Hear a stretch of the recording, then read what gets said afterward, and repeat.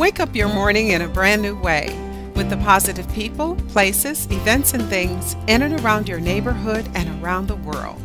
No matter where you live, your mornings are about to get better. It's the refreshing way to start your day. No doom or gloom, just bright sunshine no matter what the weather. Metro Magazine with Bonnie McDaniel. Inspiring, informative, intelligent, Ion. Positively the best way to start your morning.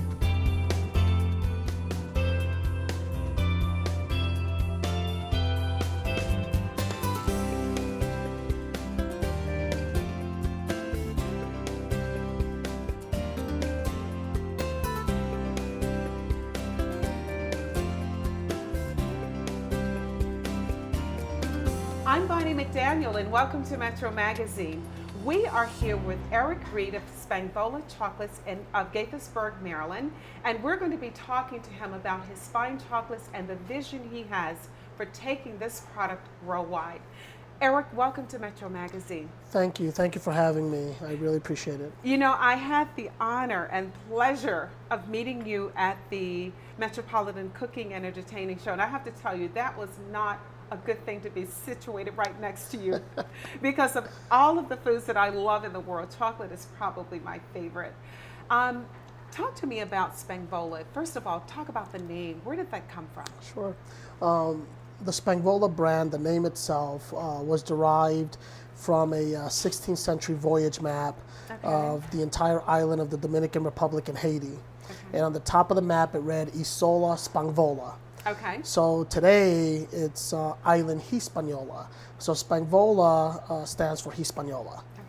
Okay. Okay. And you were born and raised in the Dominican? Actually, I'm originally from Panama. Okay. I was born in Panama at the age of 2. My father had joined the military, so we started to travel the world. Okay. But my roots in the Dominican Republic stems from my wife. Okay. And we met back in 1995. After getting married, we started to invest in agriculture in the Dominican Republic. And it was all out of the passion that I had and my wife had in agriculture. So subsequently from that investment is where we started to grow cocoa.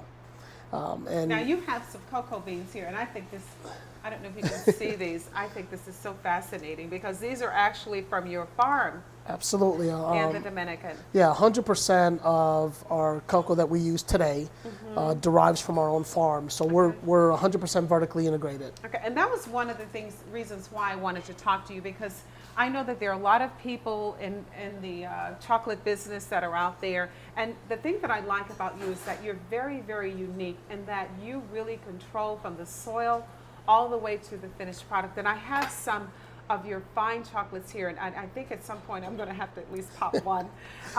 So talk about what was your concept, your idea behind this business? Well, as I tell everyone, my wife and I, we really consider ourselves farmers first. Okay. And being a farmer, you really have to work the land and understand the hardship that goes into the crops that you grow. Subsequently, once you invest in cultivation and harvesting, at some point you have to figure out, well, where are you going to sell your commodity, whether it be in country or whether it be exporting to developing countries. So one of the things that we found out very quickly was that there was really very little profit or lack of thereof in the farming business when you're selling at farm gate.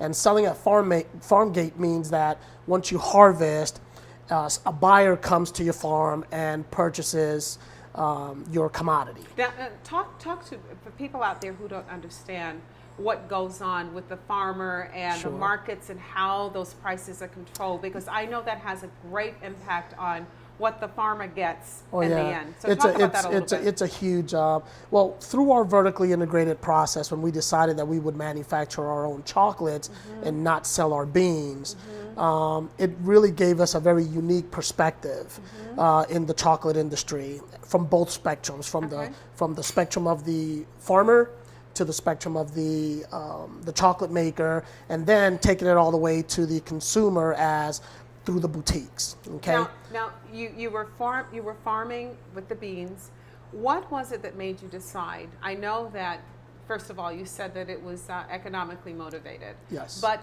chocolate, talk about that, because you could Right. very easily have just, sold the beans. Yeah, I agree. Yeah, at retail. Sure. So it started out first, although I was born in Panama and I understand the tropics and I understand tons of different types of tropical fruits, I had no idea that chocolate derived from a fruit from a cocoa tree. Right. Not until I met my wife. Okay, who will not come on camera. No, she does not like being on camera.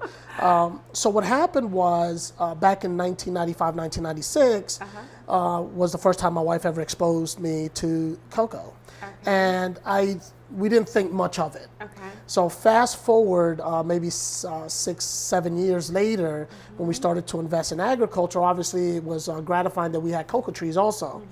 But So what other type, not to interrupt you, so just, you said invest in agriculture, primarily cocoa, or were there other things? Well, we started raising hogs. Then we Okay. went to... Oh, wow, you're a serious farmer. Yeah, no, serious. Okay. Then we went into raising cattle. We were raising Brahman cattle. And we got to a point that we really didn't want to deal with livestock anymore. So we converted our cattle ranch into a tangerine orchard. So we cultivated about 15,000 tangerine trees. And then from there, we continued to expand, and we added oranges and passion fruit. And then we had a really wonderful opportunity to buy 450 acres of land on the mountain slope in the Hato Mayor in the Dominican Republic. So it wasn't that far from the current land that we were owning. The land that we purchased was very young, meaning that the trees were about 2 to 3 years old. They weren't bearing a lot of fruit. Not until about the third year of owning the farm was that we started to take the commodity and sell it at farm gate or take it to the market locally in the Dominican Republic. And that was when we got shocked, because we had a truckload full of tangerines, probably close to 50,000 tangerines. And when you take it to the local market and you walk away with less than $300 for 50,000 tangerines, okay? It's something, the guy on the other end is making the money. Something was totally wrong there. So that prompted us to really start thinking of an innovative way to get the product out to the United States. So the tangerines that we grow were not really suitable for transportation. So we started to eye our papayas. We were growing a red lady papaya. Red lady papayas are huge papayas. Right. You go to Whole Foods or any supermarket, you're not going to find huge papayas. You're going to find small papayas. So that was one of the bricks that we hit immediately. So then we started to focus on our cocoa beans. And we figured, hey, who wouldn't be interested in cocoa beans, particularly manufacturers? Right. And we got an invitation to go to New York and to really start looking at potential manufacturers that would be interested in buying our beans. Okay. Little did they know. They're manufacturing their own product, not for you to. That is correct. With. It was basically for us to sell the beans to them. Okay. Little did they know the type of person that I am is that I love to reverse engineer everything. Right. So as I'm in New York and I'm visiting these chocolate shops, one of the things that hit me instantly is that none of those shops represented what we were seeing as a farmer. Everything was, American owned, European owned, but it never represented me as an individual and the culture. Okay? So something was wrong there. And I turned to my wife on our way back from New York and I said, you know what? We're not going to sell our beans. I love it. We are going to manufacture the world's best chocolate with our own beans. Wow. And you know what? I want you to take a quick break. We're going to go to break just for a second. Sure. We're going to come back because I want to pick up and tell that story and how Awesome. it happened. We're going to be right back with more Metro Magazine, so stay tuned. A boy born in Joplin, Missouri was fascinated by anything with wheels and a motor. The odds of him winning both the Daytona 500 and the Brickyard 400 in the same year? 1 in 195 million. The odds of the child being diagnosed with autism? 1 in 110. I'm Jamie McMurray, and my niece has autism. Learn more at autismspeaks.org/signs. Up to 40% of businesses never recover after experiencing a major disaster. Make a plan at ready.gov/business. When you throw away money on wasted electricity, you're throwing away everything you could have bought with it. Saving energy saves you money.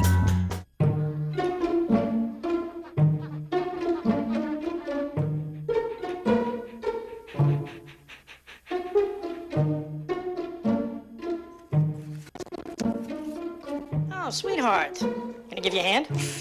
No thanks, Dad. I got it. Okay. I'm gonna go fix the lamp in your room. You don't have to be perfect to be a perfect parent.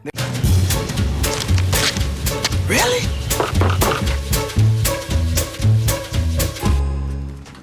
Buzz, what's up, man? You left some leaves burning out here. Yeah, I just came in just for a second. Come on, man. If it's too hot to touch, it's too hot to leave. You could torch the whole neighborhood. It's a good point. There's smoky. 9 out of 10 wildfires are caused by humans. Only you can prevent wildfires. If you're just joining us, we're here with Reid of Spangvola Chocolates. And when we went to break, Eric, you were talking about how the light bulb went on in your head in regards to the cocoa beans that you were growing and what your next step was going to be. So pick up from where we left off. Yeah, sure. So from having a background in information technology, I have always been in the business of securing things and fixing things that if they break, you got to fix it, and you got to fix it quickly. So, and I'm also always in the market of disruption, right? And disruption's all about changing the game, right? And that's what we're all about. We're going to change the game, and the way that my wife and I decided that we were going to change the game was, one, we're going to do extensive research on the industry. Now, tell me your wife's background. Sure. My wife, background in the Dominican Republic. She grew up, on a farm, but she worked heavily with her family in a family-owned bakery. And that's where we met. That explains it, because these chocolates, this is her work, if you can see this, and they're like works of art. So I'm sorry, I had to make sure we... No problem at all. And I mean, I attribute 100% of everything that we've accomplished to my wife, because she's very passionate. And the saying that, a good man always has a good woman by her side. So, when I turned to my wife and I said, we're going to make the world's best chocolate, the first thing she said was, oh my goodness. But the second thing she said is, let's do it. Wow, right? I love that. I love that. So, going into learning the industry, there was a lot of great things, but there was a lot of disappointing things that we found out. And you talk about disruption. So what did that say to you when you well, I didn't know what that really meant until later, right? And when I mean later, I mean that one of the first things that we had to do was we really had to perfect the things that we were doing on the farm. Right. So to create the best is not about just the label. It's not about just saying that you're using the best ingredients, but is using a methodology that ensures the quality of your beans consistently. Right. Okay? So once we were able to accomplish that through the proper harvesting and skimming our beans and removing beans that were over-ripened and ensuring that only the finest beans made its way to fermentation. At the point of fermentation, we actually developed a process to ferment that guarantees quality aroma, okay? And that actually was created by my wife. Wow. And that was her calling Colombia, Brazil, Ecuador, and talking directly with farmers to understand what is it that they were doing on the ground. And then what my wife did was she developed her own process. Wow. And she called her sister back home and said, I want you to try this, and I want you to try that. And every instance, they would then send beans to us, and we would make chocolate, different forms, so we could really understand the differences of whether you're fermenting for 3 days, whether you're fermenting for 7 days, what is the ambient temperature. So all of those things we perfected. Now let me ask you another question, because I am a gardener. I think I shared with you off camera that I came up with a grandfather who was a farmer, so I understand the soil and the impact it has on the final product that's grown in it. So yes. You're talking about beans that were grown in different places.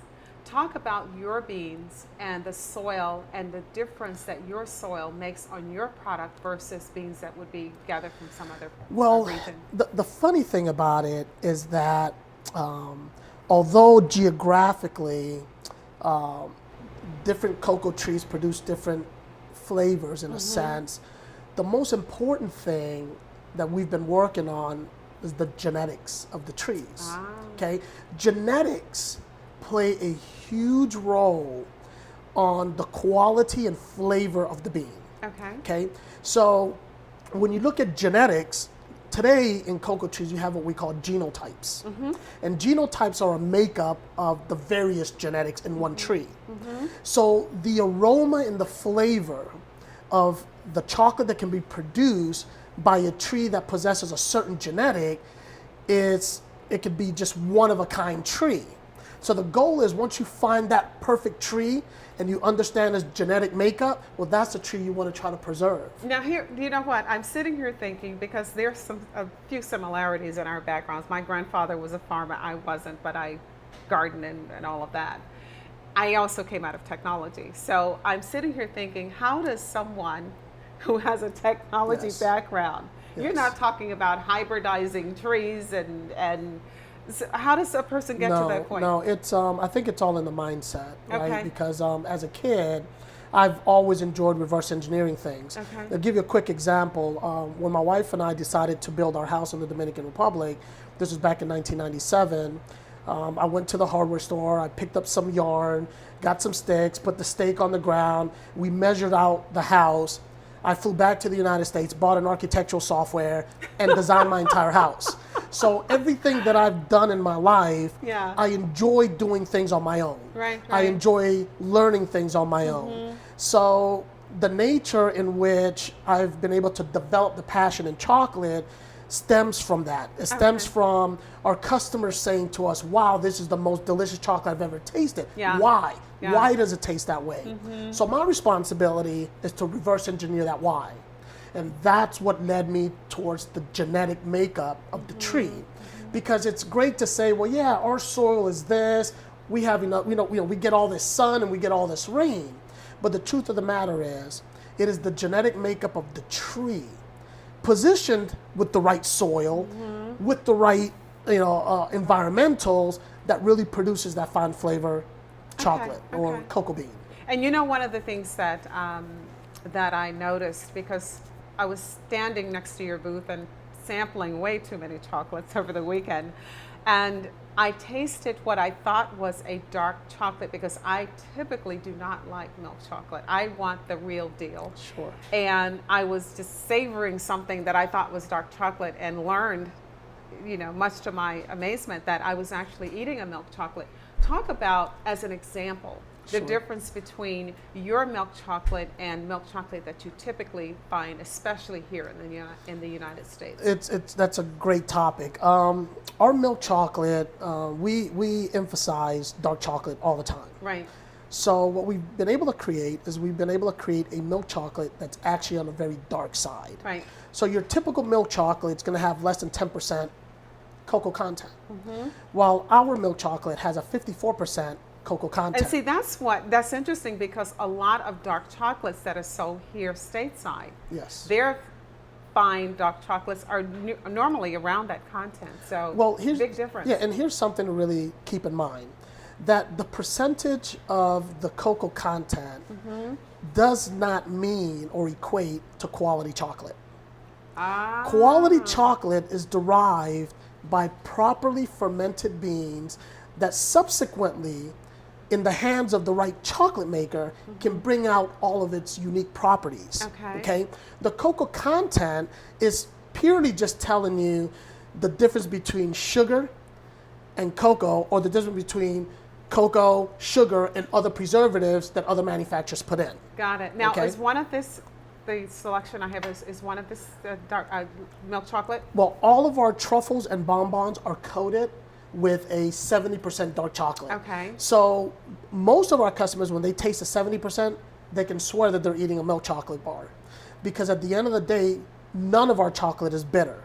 And it's not bitter because of that perfection of the fermentation. So now you bring up a very interesting point, because I was wondering, now that you say that, I ate way too much chocolate again. And I don't remember having that bitter experience. So now you've really educated me. So talk about that a little bit more. Well, the piece that I would love to talk about is culturally. Most dark chocolate connoisseurs are Caucasians, European, not really African Americans. And the reason why is because we've shied away from everything that's bitter. Okay? Dark chocolate was really never intended to be bitter if you follow the right methodology in fermentation and manufacturing. So our best customers are the ones that say, I don't like dark chocolate. And then once they try our dark chocolate, I'll tell you, I have traveled extensively, especially throughout Europe, and gone to some of the finest chocolatiers here in the United States. And when I tasted your chocolates, hands down, this is one of the best, if not the best chocolate I've ever tasted before. Thank you. So anyway, continue. Yeah, and so I'm going to try this one. No problem. Which one is this, by the way? That one is the seasonal pumpkin spice. Oh God, this got me in trouble. Had me bouncing off the walls. So one of the philosophies that we have is we want to begin educating people that all chocolate are not equal. We don't believe in all the packaging of, all the labeling. We believe in bringing to market a quality product that anyone can trace back to its origin and certify quality. So how do you do that? Well, a lot is done, particularly here in our boutique. When we opened up in 2011, one of the first things that we instituted was free factories, free factory tours. And we do that every weekend from 2 to 6, Saturdays and Sundays. And we have walked thousands of people through our tour since we've opened.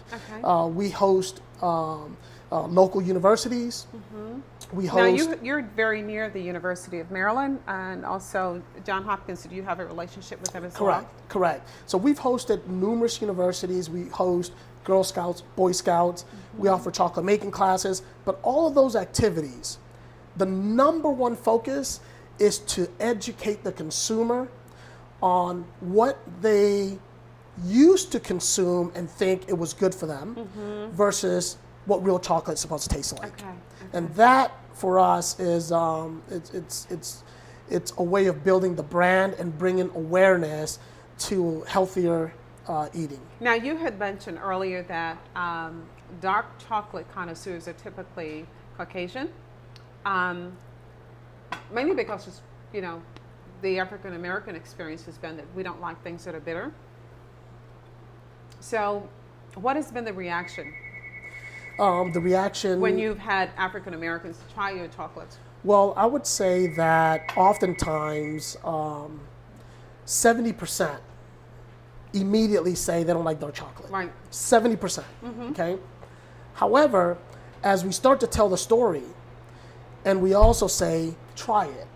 This is so good, by the way. I'm like in another world. This is so wonderful, by the way.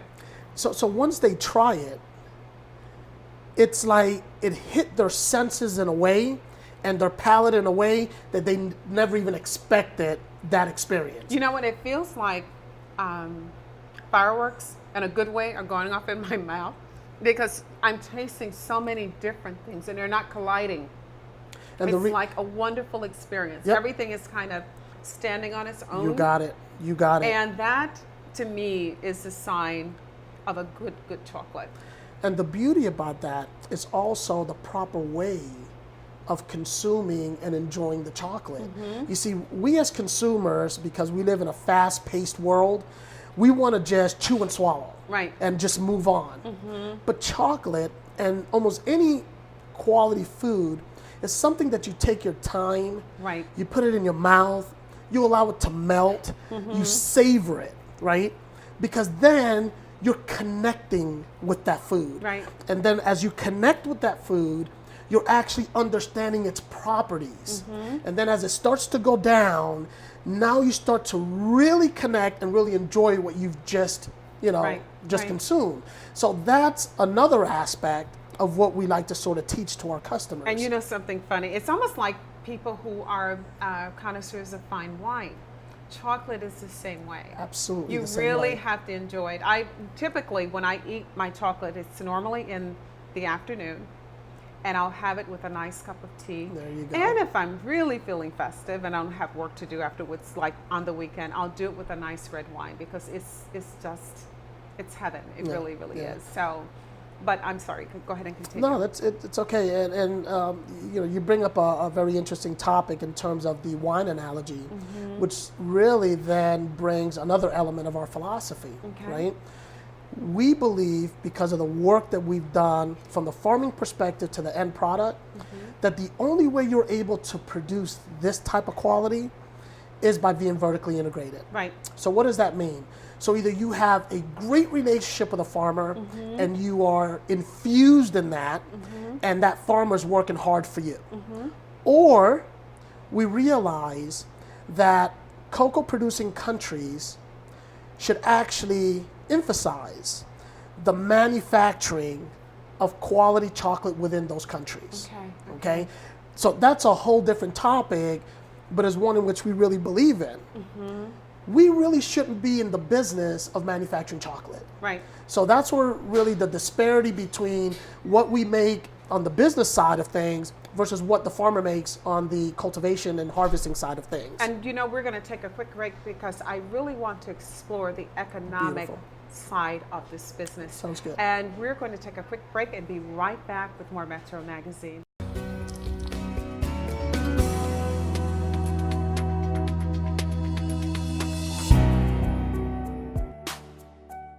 Queen Bee is a book about some of the habits, some of the things that we women do really to undermine ourselves and undermine other women. And it's something that we really can't afford to do any longer. It's actually a book that is a combination of research that I've done interviewing other women and men about what is it that has kept us over the years from becoming the empowered women that we say we are.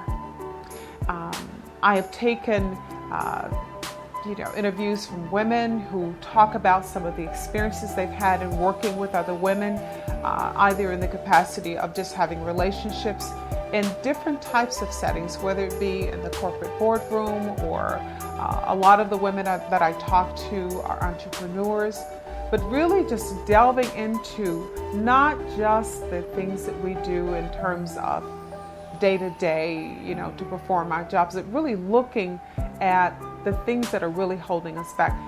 One of the things that's interesting to me is the fact that if you take a woman, an average woman, and if you're honest, and put her in a room with 15, 20 other women and have a gorgeous woman walk in the room, watch the reaction. Chances are very good she's not going to like her, and it has nothing to do with anything other than the fact that she, in their own minds, looks a certain way. If you take that and reverse it, and you are the woman who thinks that everything about yourself is intact, you're going to respond to that woman in a different way. And you're going to listen to her rather than look at her physical being. And that's what I want women to do. I want us to stop looking at what we have on, whether or not, we're thinner or heavier than the next woman, but really to look at who we are as women.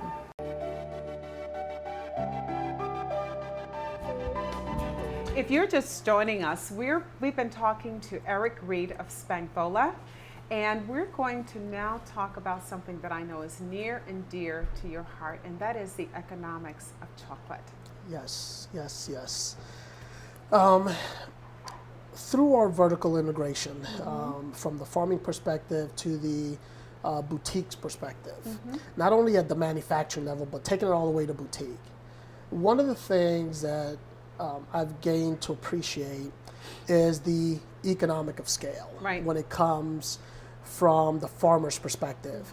As you know, with most commodities in the world, you have a lot of NGOs that go into these countries and provide aid and literally are continuing writing welfare checks, okay? Well, chocolate is one of these commodities that initially it wasn't really supposed to be for the masses. It was really supposed to be for the elites, for the kings, the queens, and yeah, it wasn't really for the masses. They took a commodity that first as a fruit, it's really one of very few fruits that it's cultivated by hand, harvested by hand, fermented by hand, and also dried by hand. There's no shortcuts. Why is that the case in terms of it not being mechanized? You can't mechanize cocoa because the actual pod on the tree, you can't shake the tree. You have to literally cut it at the stem. Okay. So just when you start looking at the fact of the amount of effort that goes into the farming perspective, okay, you can't continue to ignore that, because the continuation of our ignorance on that, what it's going to end up doing, it's going to eventually kill the cocoa growing business. Okay. So from my perspective, there's very simple economics. Okay. So a farmer today in the entire value chain is making less than 3% or 2% of the value chain. And he's producing the And here's the product. thing, I don't have to ask anybody. I know it, okay? So when you look at the manufacturing process and all the way to the consumer good, it is a net profit of upwards of 50 to 60%, okay? So the philosophy that I have is that the bean itself, the valuation of the bean itself should be at about 10%, okay? That's just one aspect. The other aspect is that the entire value chain of the farmer's perspective should be at about 35%. So you have 10% at the commodity level, and then you should have at least 20 to 25% as equity stake in the entire manufacturing process. So here's what happens. If that happens, the farmer's compensated adequately for his effort, okay?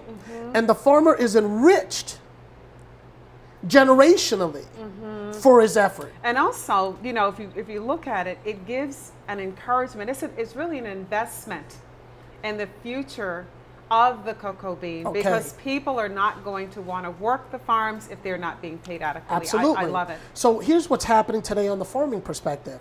Most cocoa farmers are over the age of 50 years old. Wow. Okay. So what's happening with the young people that are coming up behind them? The younger generation, they view farming as for poor people. And that's interesting that you bring that up, and that's happening there. But there is a new wave of young people here stateside that I've met who are now becoming farmers, who are in their 20s, their 30s, because a light bulb went on in their heads and they realized, I need to control my future. Absolutely. And the best way to do that is to be able to feed myself. What is happening? What are you doing? Well, back in the Dominican. Sure. So from my perspective, we have reached partnerships with the fourth largest producing country in Nigeria, particularly a state that's called Ondo State, directly with Governor Mamiko, where we are bringing this philosophy into Nigeria. I love it. Okay, we are also bringing the philosophy into the Caribbean. So to bring it all into perspective, Nigeria is the fourth largest producing cocoa growing region in the world. Nigeria. West Africa produces 75%. Nigeria is the fourth largest producer. Within Nigeria, there's a state that's called Ondo State that produces 48% of that supply. okay? So we have a partnership directly with the state to start bringing an integrated value chain to their cocoa, not from a perspective of exporting at the farm gate, because exporting at the farm gate is exporting. they don't make any money. It's exporting cash, Right. jobs, and wealth. Right. Okay? So when you now integrate that, you keep all the jobs in-house, you keep the wealth in-house, you keep the cash in-house. So what are you exporting? You're exporting the final product. And that product are chocolate bricks or chocolate chips, geographically identified that is Nigerian chocolate and not Belgian chocolate. I am getting excited just listening to you talk about this. Compare the Belgian chocolate that is marketed to the concept that you're talking about. Sure. So for instance, today, chocolates that are produced in Switzerland and Belgium, first and foremost, there's really only about 4 or 5 large manufacturers, and everybody else buys from them. Okay. So when you look at the world supply of chocolate, you're talking about beans from all over the world, but primarily the beans come from West Africa, primarily, okay? So here's a quick analogy. Well, not analogy, but currently happening in Nigeria. So they export, they're the 4th largest growers in the world, they export their beans, but they import $70 million worth of chocolate. There's something wrong with Do you understand what I'm saying? I do. Yeah, and here's the thing. like crazy. They're importing $70 million of junk chocolate. Right. Yeah, that Do you makes, understand? that It makes does no not make sense. It just makes no sense. But see, that has been happening for the last 200 years. And you know, the education that you're talking about lending the general population, I see the tremendous value in doing that. So here's the true integrated value. We go into Nigeria and we bring up the quality of the beans. We then build a factory that manufactures from its own beans premium quality chocolate. We take that chocolate and we now educate Nigerians to consume their own premium chocolate, number one. Number two, anyone in the world that's a pastry chef that's never ever used a pure Nigerian chocolate will automatically gravitate to it. So now we have market access, okay? But the beauty of all of this is that we open up an academy in Nigeria to begin teaching people, Nigerians, on how to manufacture chocolate and how to become chocolatiers. So now what we're doing is we're sort of reversing, okay, where Belgium was the only place you can go get great chocolate. Right. Well, now, if you want the best Nigerian chocolate in the world, you go to Nigeria and get You're it. going back to the source as opposed to having that middle person. And that philosophy follows the same trail all over the Caribbean, right? Now, you said you were going to be disruptive. This is more than disruptive. It's What do you think the impact and the buy-in is going to be? Here's the thing. I reached a point in my life that right is right and wrong is wrong. And I'm all about really being significant in this industry and changing the game. Okay. Let's take money out of the table. Right. And when you take money off the table, the significant piece takes course. And But you know, there's a saying that says that money makes the world go round. How do you not have it on the table?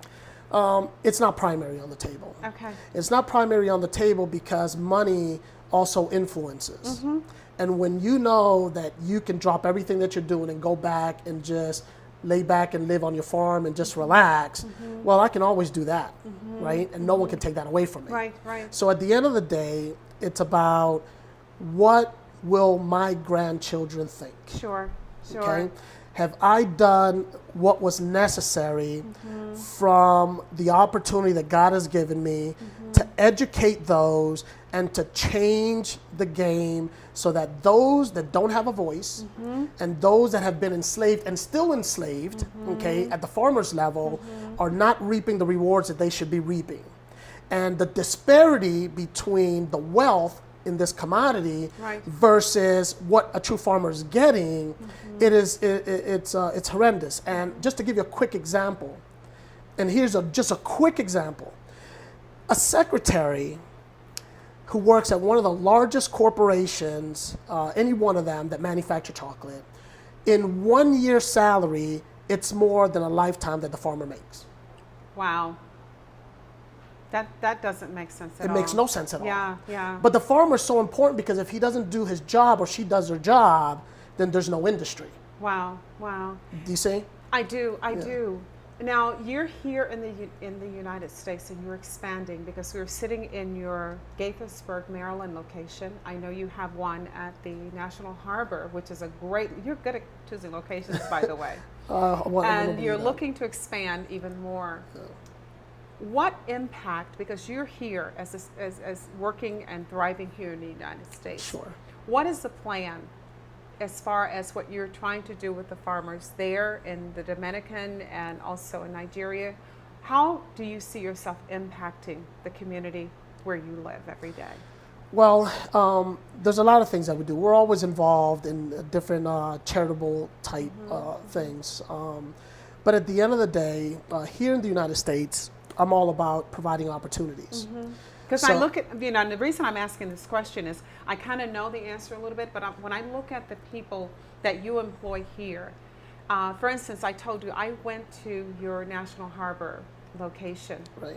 And the young man who was there, who happened to be African American, I got an education, and I consider myself a connoisseur of chocolates, just listening to him interact with the customers, which means that you're teaching him, the training that you're providing him, and his interaction with the public, there's a lot of value there. So that's why I asked that question. Yes. What do you hope to do here? It all stems from sort of my upbringing and my experience in corporate America.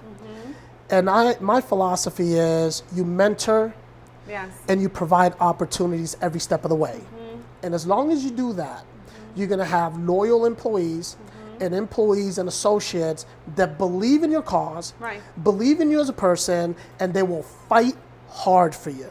So, here in our boutiques, we don't really have employees. We have family. No, it seems like everyone is family here. We hug each other all day long. We kiss each other all day long. We work late at night together. No one's watching the clock.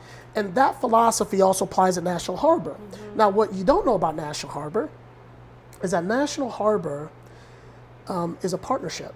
And it's a partnership that was stemmed from the fact that my wife and I do not want to own boutiques.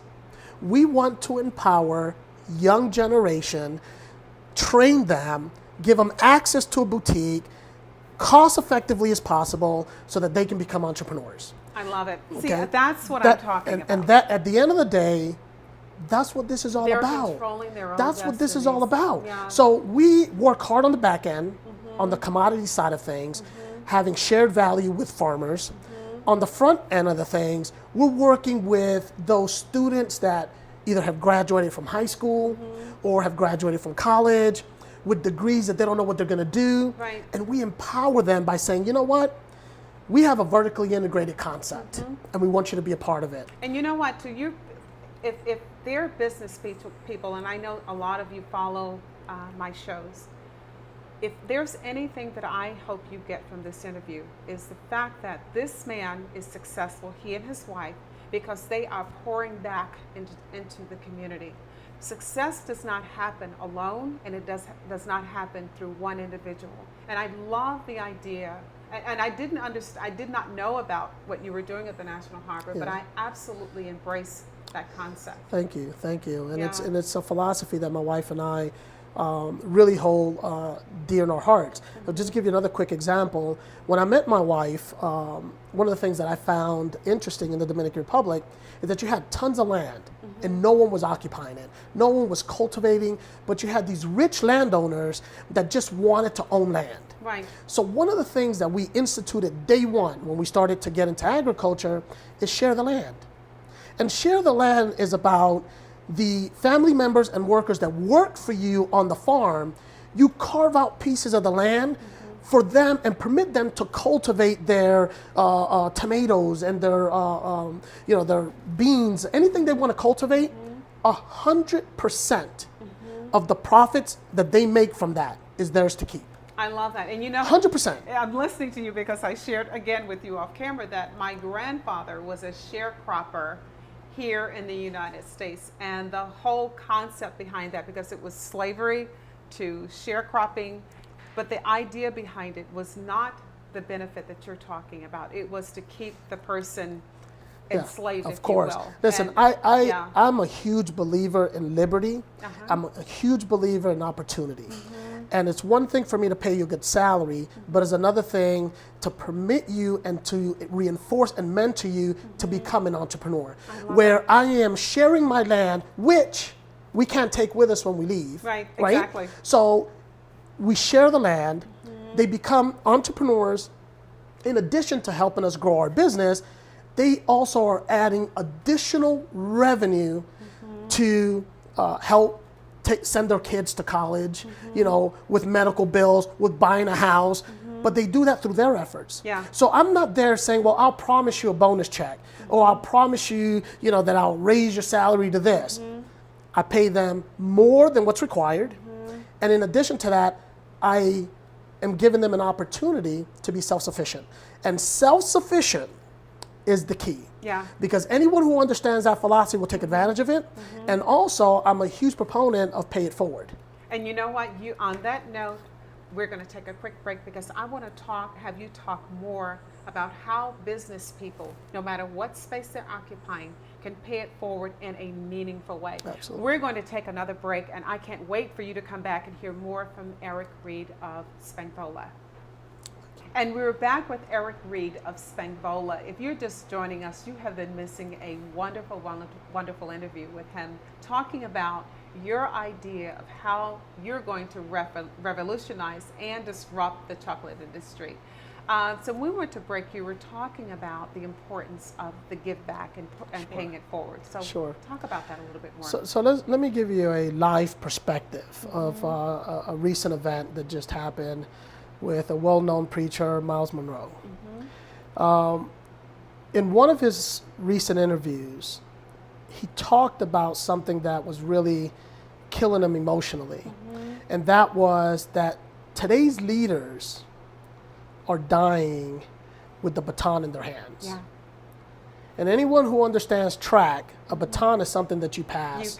You pass on. So when using that analogy, what that says to me is that we have a lot of successful people in the world that are self-serving.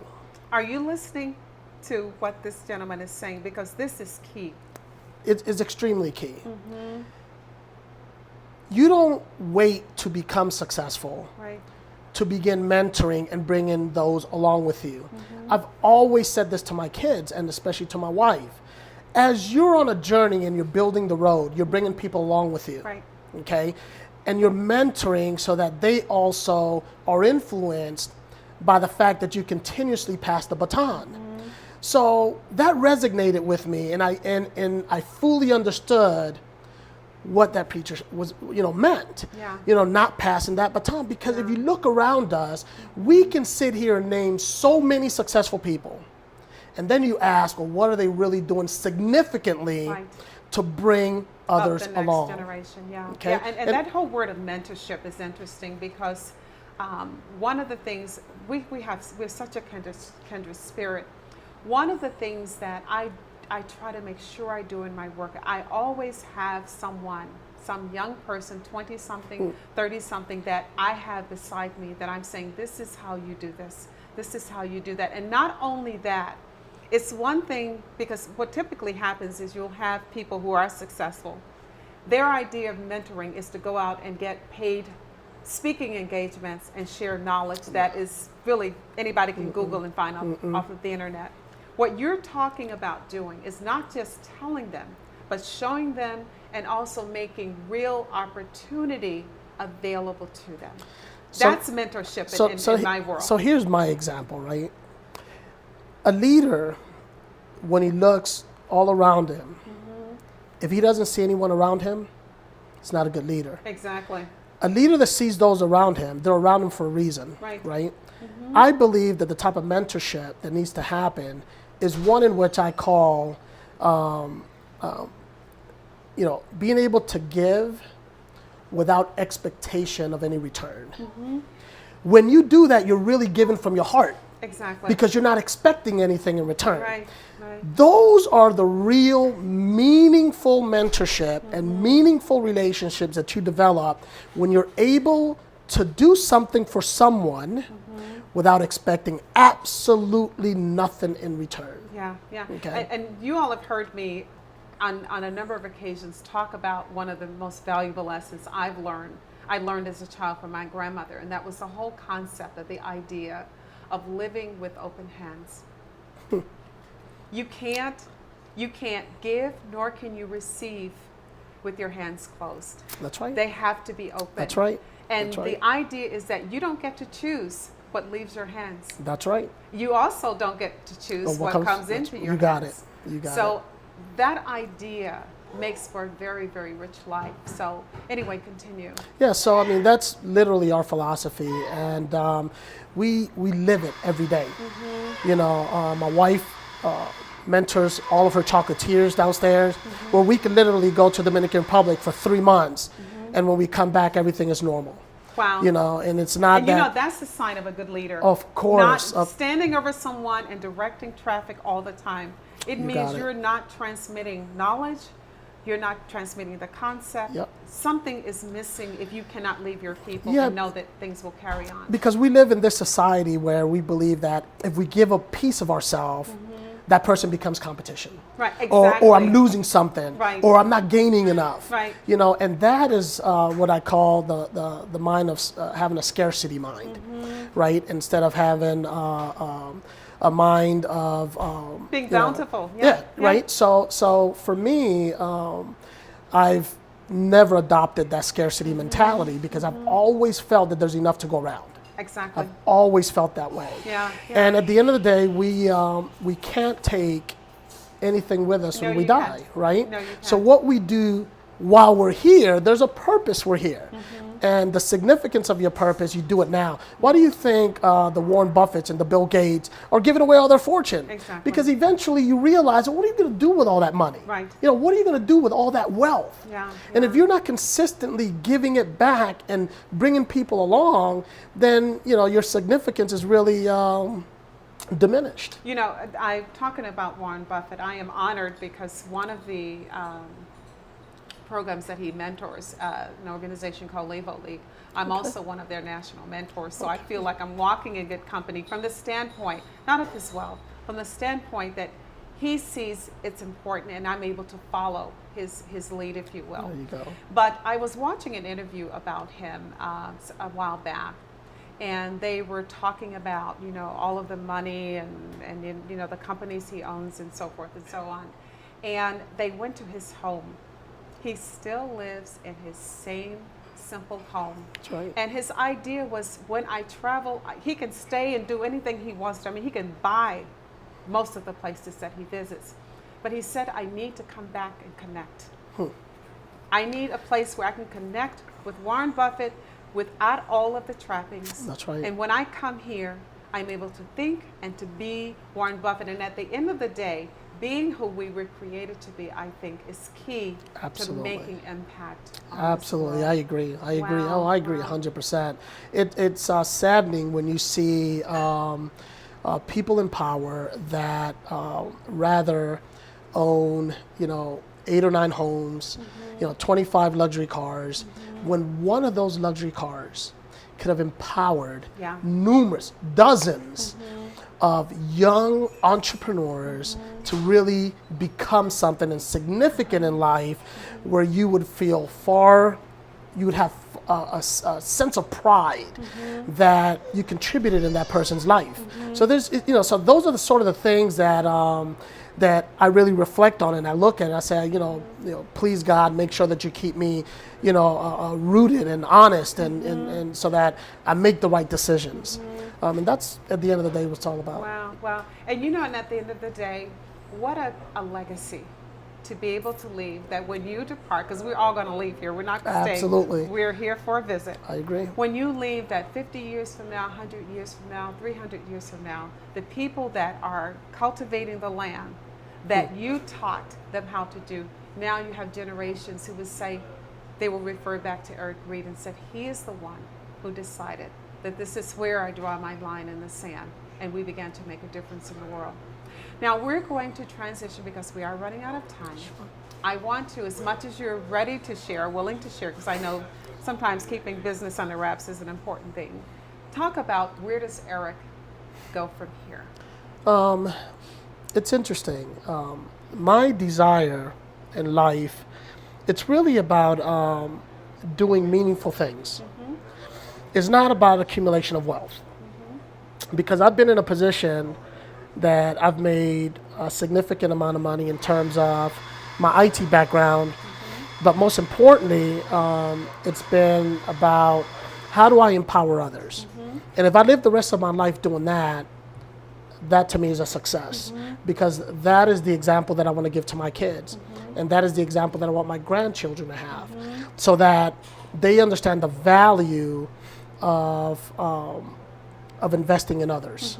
At the end of the day, that's my goal. Wow, wow. And I think that's a good note to end on. If you could just look into that camera there. Sure. And tell people how they can visit your shops, talk about the schedule for some of the cooking, the chocolate making classes that you and your wife conduct. I think your wife probably doesn't know, right? Yeah, well, I help with the tours sometimes, but we actually have a tour guide, but the chocolate making classes my wife makes. So talk about how can they get in touch, Sure. your website and all of that. Yeah, so you can visit us at www.spangvola.com. We have 2 boutiques, one at National Harbor and here in Gaithersburg, Maryland. We offer free factory tours on the weekends from 2 to 6, Saturdays and Sundays. Typically, you'll see both my wife and I here. And this is a family business. We love to hug, we love to kiss, and we just love chocolate. So if you want to enjoy something that's unique, totally different, have an inspiring story and a huge philosophy behind it, please come visit us. We'd really enjoy your company. And those who want to maybe come and become a part of the family by working, can you tell them, is there something on the website? Yeah, a lot of our information is on our site. We're always looking for future partners. And we are also looking to expand the business, because the more we expand, the more market access we have for all of our partner farmers that we will be working with in the future. So we definitely want more market access. We want to grow from just a Washington, D.C. based company. We want to end up in Dubai. We want to end up in Japan, in China. You know, so we have that vision. And you have to go to New York. You absolutely most definitely must. I see you in the Rockefeller Center area, Most or definitely. down in Chelsea. Most because definitely. When you look at the shop, and I'm sure they'll be able to see what this particular location looks like. I mean, it's very.